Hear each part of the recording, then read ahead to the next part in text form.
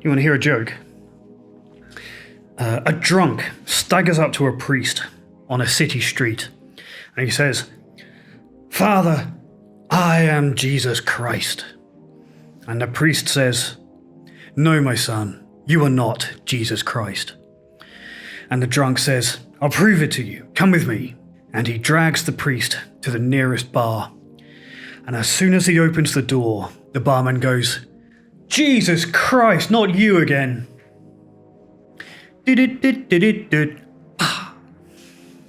Stop it. No. Little cameo from my carpet shark there. Brothers, sisters, comrades and friends, welcome to Bat Country.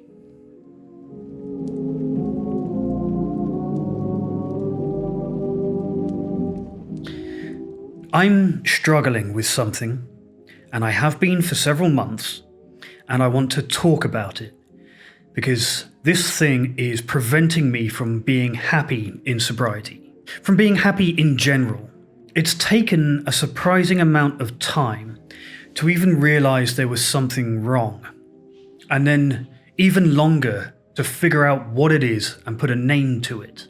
It's anhedonia, the clinical inability to experience joy, for lack of a better definition.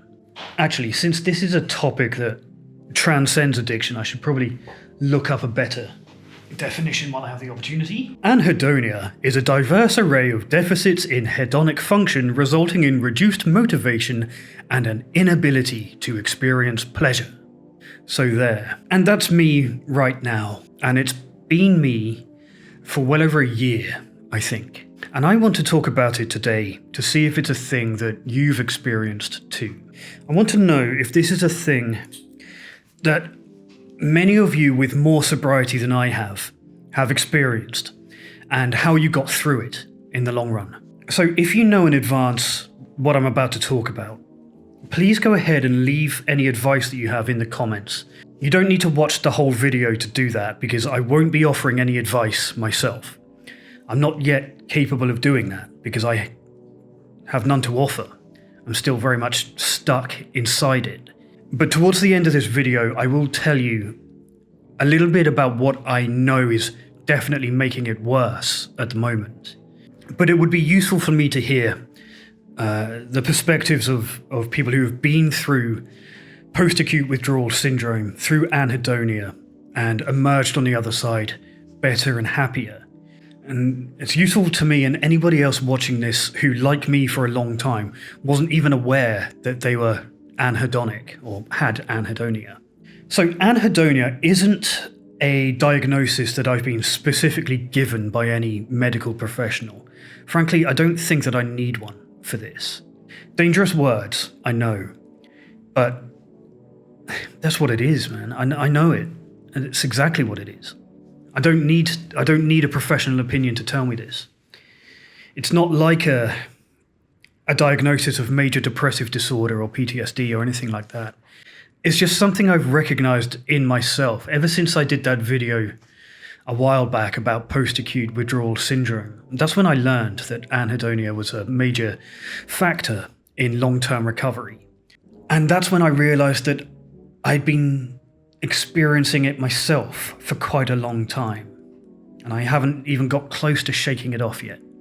So let me give you some context. If you're new to the channel, for example, or if you don't have it and you want to know what it's like, let me give you some context.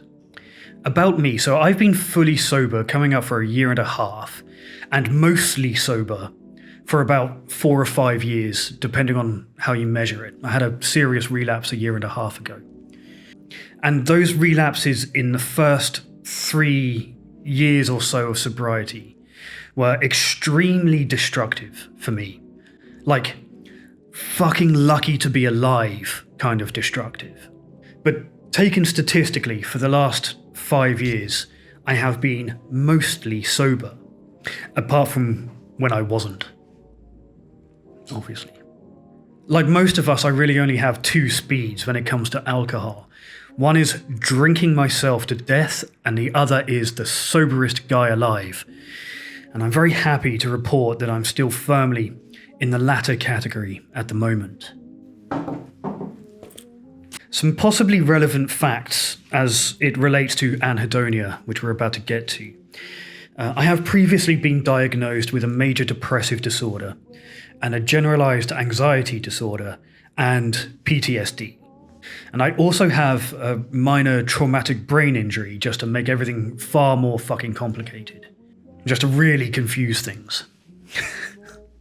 But this anhedonia that I've been experiencing for months, it doesn't feel like any of those things. It doesn't feel like the clinical depression or the PTSD.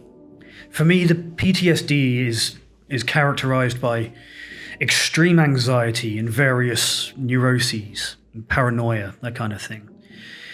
And the depression is characterized by a sense of abject hopelessness. And I don't have that at the moment. So I know that this is a distinct thing. It's not PTSD and it's not depression. I don't have any of that stuff at the moment. It's not how I feel.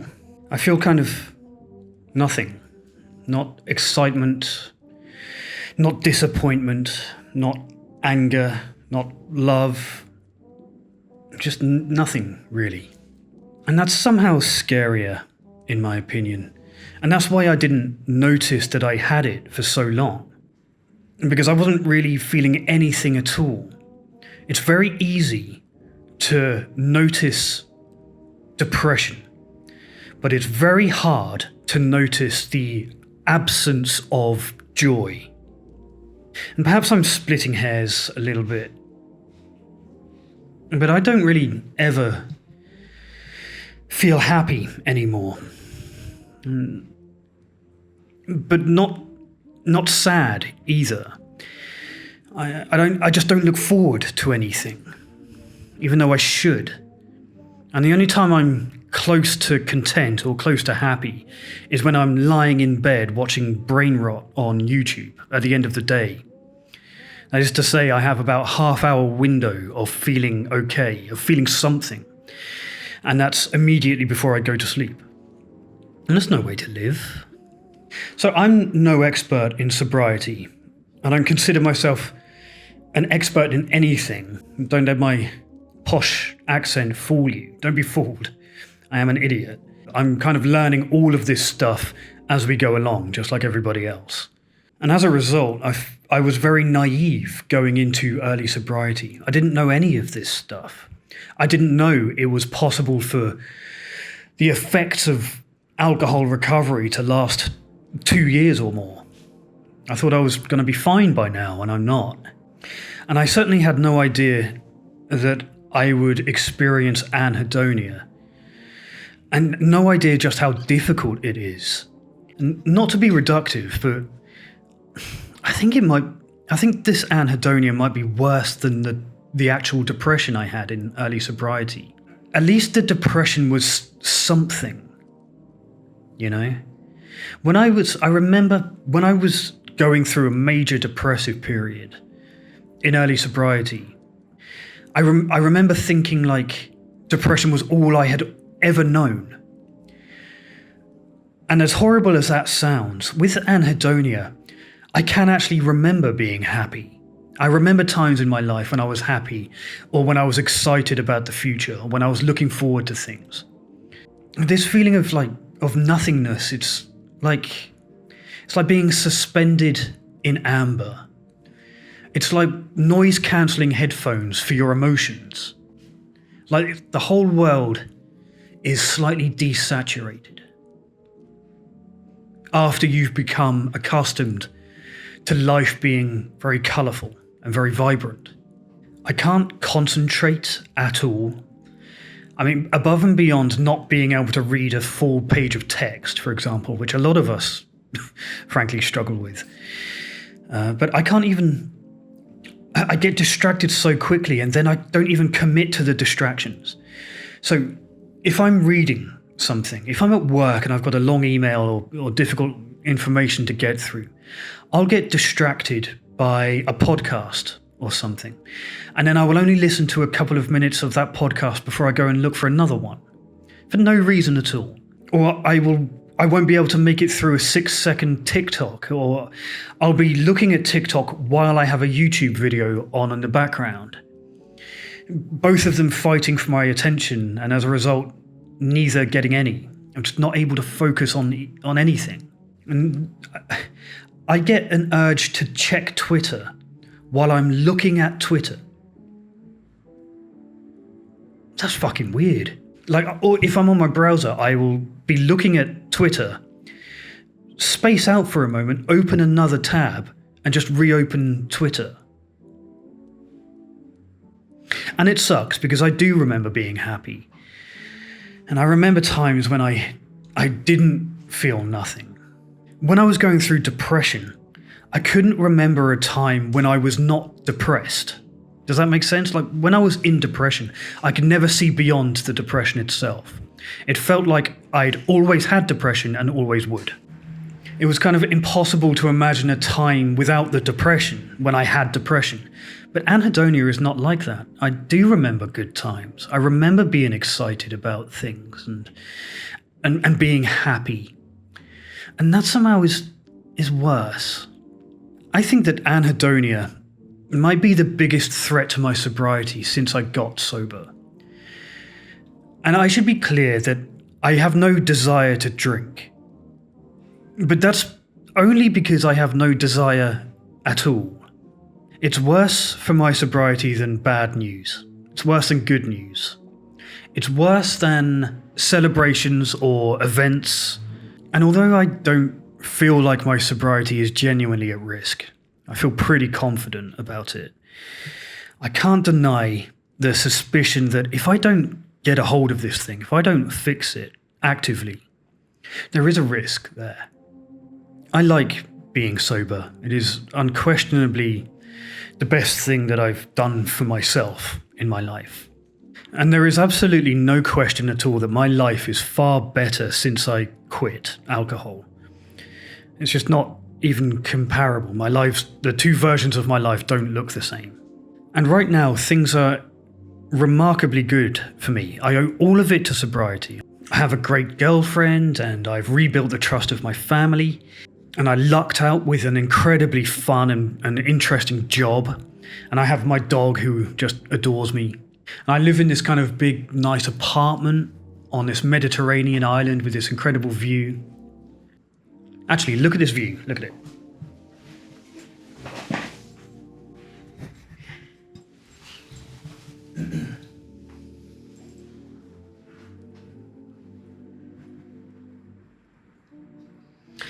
That's the Mediterranean Ocean right there, 1 block away.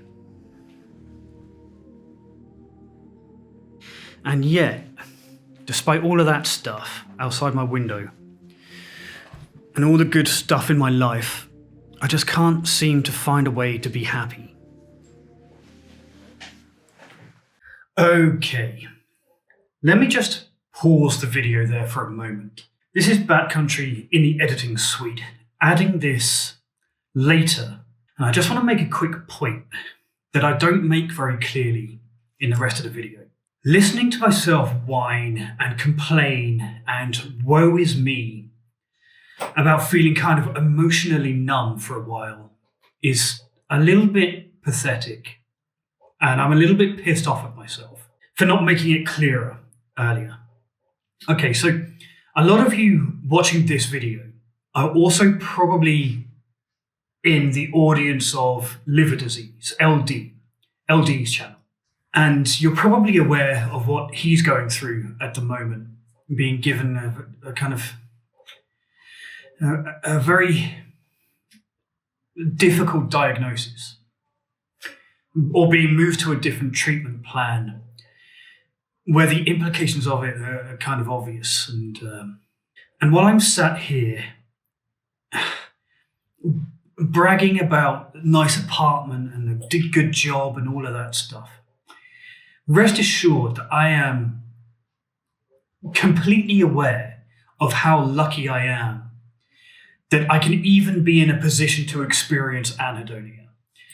How lucky, how bafflingly fortunate I have been that the consequences of my incredibly severe alcoholism aren't worse than they are. I got off so lightly. I'm aware of it, and I'm grateful for it, and I don't take it for granted. I look at LD, and LD is an absolute hero. And there are millions of people exactly like him who also have to deal with complications and consequences of their alcoholism that will ultimately shorten their lives. And I have managed to get away without any of that.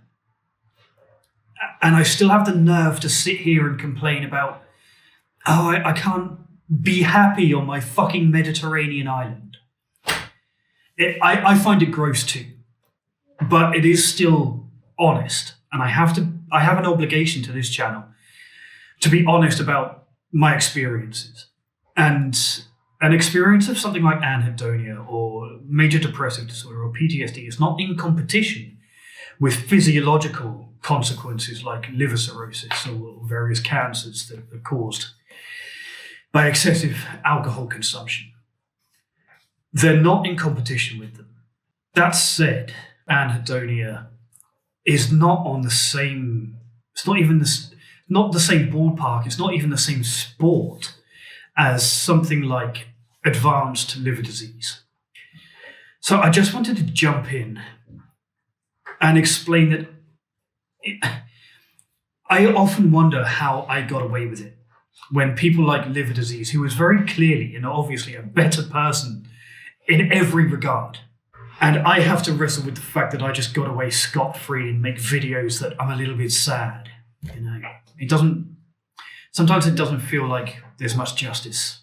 I am lucky beyond reason, beyond rationality. With that said, we now return you to Unsolved Mysteries with Dennis Farina. So that was a long context and a long introduction.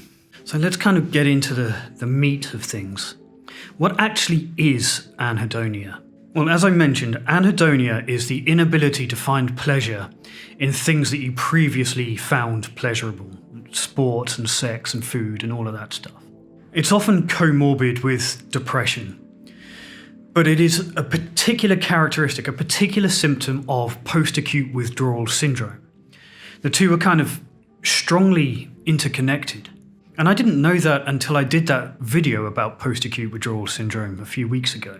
I didn't know anhedonia was like a distinct symptom of recovery from addiction. But it makes perfect sense when you think about it. It was in the making of that video where I personally had an aha moment, and I kind of understood all of a sudden the way that I'd been feeling for so long.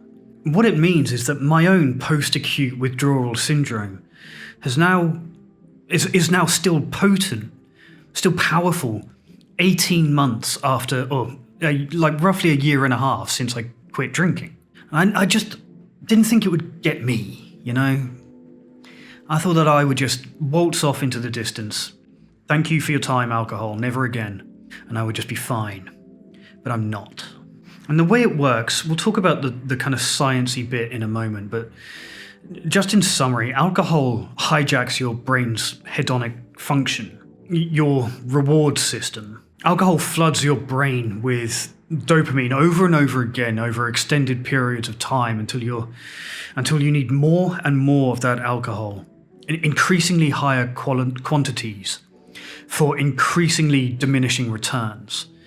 You have to drink more to get a high, but that high is never quite as high. It's called the hedonic treadmill. It's true across all kinds of addiction and behavior patterns and stuff. The hedonic treadmill is addiction kind of in a nutshell.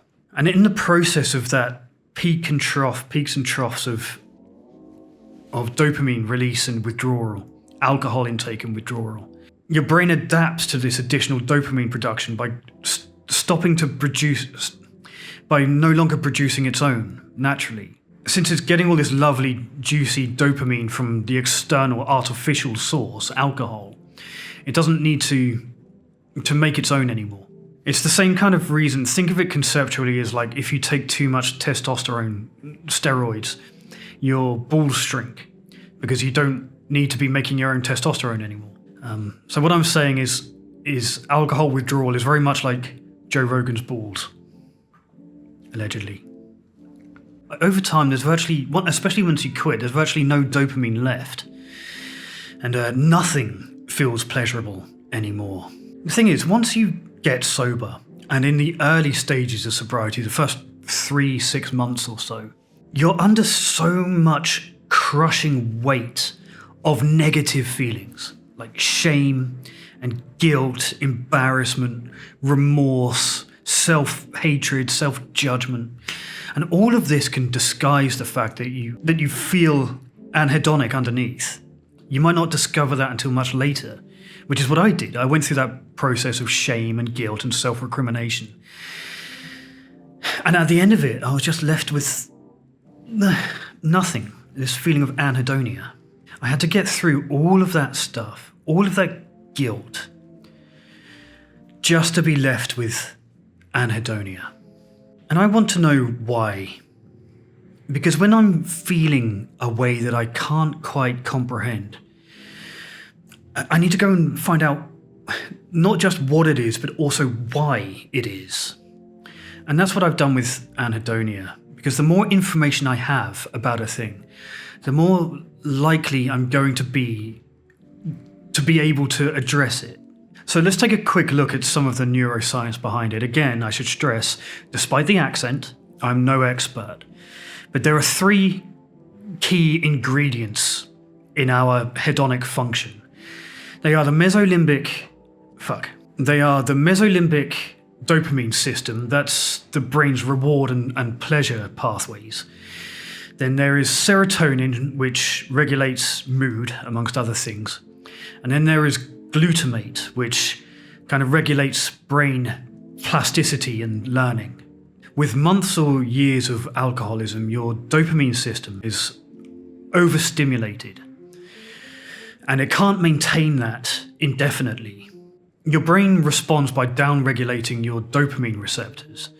What that literally means is it makes you less sensitive to dopamine over time. And that's why the model of the hedonic treadmill is so good. It's because you require more and more stimulants to achieve lower and lower dopamine rewards in time. Until in enough time, it becomes almost impossible to feel any pleasure at all, especially without the external stimulant like alcohol. Well, I know that's a depressant.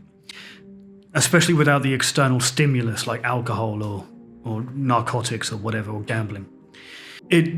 Alcohol completely disturbs and destabilizes your ability to feel pleasure, to feel rewards.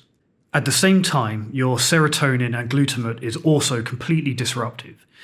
With reference to serotonin, the ability to balance your own mood, to have some control over your mood is removed. Your mood becomes very unstable, usually negatively so. It's very rarely a positive emotion that you experience. And even if you were to experience a positive emotion, it's usually manic. So manic energy and manic happiness, for lack of a better word, can also be symptomatic. But more often, apparently, it's going to swing towards depression and suicidal ideation, that kind of thing. And then the final ingredient is glutamate. Alcohol is a central nervous system depressant, and that means it actively inhibits glutamate. That's the reason why, indirectly, the first few drinks that you have, even if you're kind of a moderate drinker, that's why you get a feeling of relaxation. That's why you feel a bit chilled. That is glutamate being inhibited. And then when you quit after a very long period of very heavy drinking, your brain responds by generating excess glutamate, and you become very highly overstimulated, hyperarousal and hyperexcitability as a result. And that can manifest as severe withdrawal symptoms like delirium tremens or alcoholic hallucinosis. At the extreme end, I mean, for most people, it will just be like restlessness and sleeplessness, racing thoughts, that kind of thing. But all of that adds up to this, in less sciencey words. By attacking your reward system alcohol removes your ability to feel pleasure, then by attacking your serotonin, it makes you feel very bad about that. And then by attacking your glutamate regulation, it also kind of prevents you from being able to realize there's a problem. And it prevents you from figuring out how to fix it. And once the alcohol is removed, your central nervous system panics for a while. A couple of, depending on how much you've been drinking and for how long, a couple of weeks, your central nervous system will be in panic mode. And that's alcohol withdrawal syndrome. And then after that, it goes into the long process of recalibrating itself. Your brain is recalibrating itself. And that's what post-acute withdrawal syndrome is. And anhedonia, flat mood, the inability to feel pleasure, is a byproduct of that process of recalibration. I hope that is a passable summary of what anhedonia is and where its place is within alcohol withdrawal. It's just a very sciencey way of saying that in the end, alcohol takes everything away. And it takes a very, very long time to get any of it back. It is a hard fight. I feel so naive about being so unaware of all of this before I got sober. My transition from hopeless alcoholic into complete sobriety would have been much easier if someone had told me this stuff, or if I'd read about it or listened to somebody before I quit drinking. But what kind of alcoholic does diligent sobriety research before they quit? None of us do. We drink until we have to stop. And then after that day that we stop, it's one day at a time, not just in maintaining our sobriety, but also one day at a time, learning what it means to be sober. And a condition like anhedonia, as lucky as I am to not have got worse consequences, it is confusing. So as I mentioned, I wish I could, but I can't tell you how to overcome anhedonia, because I don't know. I very much am experiencing it right now as you watch this. And perhaps it would make more sense for me to make this video perhaps a year from now, when I have figured out, hopefully, how to get out of it, and then I can just report back, and that would just be a nice, neat, compact little YouTube video that might be more useful than this ramble. But I can't do that, because I don't know.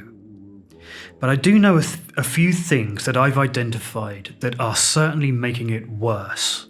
And I'm going to just tell you those, and then hopefully somebody in the comments who's been through this process will be able to fix it for us by telling us exactly how to break out of this anhedonia. So here are some things that I know are making it worse. Number one, social media. Scrolling social media endlessly is a dopamine sinkhole. It is hijacking my reward systems, and probably yours too. Being constantly exposed to other people's terrible opinions is exhausting. It's a massive drain. And I'm addicted to being annoyed by it. I am addicted to this.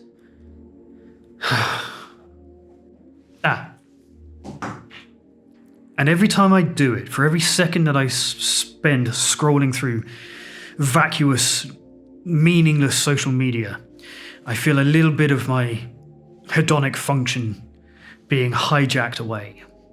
I haven't cut social media out of my life. Like I said, I'm still in this anhedonia thing. So I haven't done anything about it, apart from to limit the amount of people I'm interacting with as much as possible. I mean, how can I give up social media? YouTube is social media. And I love this as much as I'm capable of loving anything at the moment. The next one is being untidy, which is a bugbear of mine in general. But at the moment, I don't have the motivation to keep myself clean or to keep this big apartment tidy. I have specifically selected this camera angle so you can't actually see what a mess this office space is at the moment. And living messy, for me, not everybody is like this, but living messily, it just adds to my feeling of lethargy. The next is eating lazily. When you have no energy, you eat crap. And then if you eat crap, you will have no energy. The next is a big one. It's about isolating yourself, or in this case, myself. I live alone on an island in which I don't speak the local language very well, and I don't really have many face-to-face interactions with other people. I work remotely, and most of my friends live on the other side of the planet as well. And my girlfriend is in another city. And isolation is not good for an alcoholic of my sort, of my type. And I've spoken previously in a video about loneliness, about how I think the spiral of isolation is really similar to the spiral of alcoholism. There's a lot of overlap between those two spirals. So that's adding to my fear, my feeling of anhedonia. And then the final thing, which is not helping, is I find myself worrying since I learned that anhedonia is a real thing and is part of post-acute withdrawal syndrome. I spend a lot of time worrying that things are never going to get better. Since I identified that I had this thing, I've had to spend a lot of time convincing myself that the opposite thing is true, that not only will it get better, the fact that I have anhedonia is a symptom of getting better. I'm not sure if I explained that very well. But the outcome of that, of worrying about it not getting better, is that I find myself just wanting to skip ahead to being able to enjoy sobriety the way that I think it should be. I'm not there yet. So, in conclusion, anhedonia is not debilitating, it's just deflating. It's not the end of the world, and it is an emotional consequence rather than a terrible physical one. But it's deflating because getting sober was hard for me. It took a lot of attempts and a long time for it to really stick. It was a hard, destructive fight to break out of the bottle. And I went into sobriety naive. Just naively thinking that my entire life would be better the moment I put down the bottle. Like it would just be better overnight. And some things, to remind myself, some things did get better pretty quickly, like my relationship with my parents and stuff. But I never expected that I would still be experiencing symptoms of withdrawal this severe, this long after I quit. And I can't help myself thinking, is this the reward for getting sober? Just feeling nothing all the time? Doesn't seem like a fair trade when you put it in those terms. But in a very real sense, I am aware rationally that anhedonia is good, because it is a symptom of actual neurobiological recovery. It is proof that my brain is mending.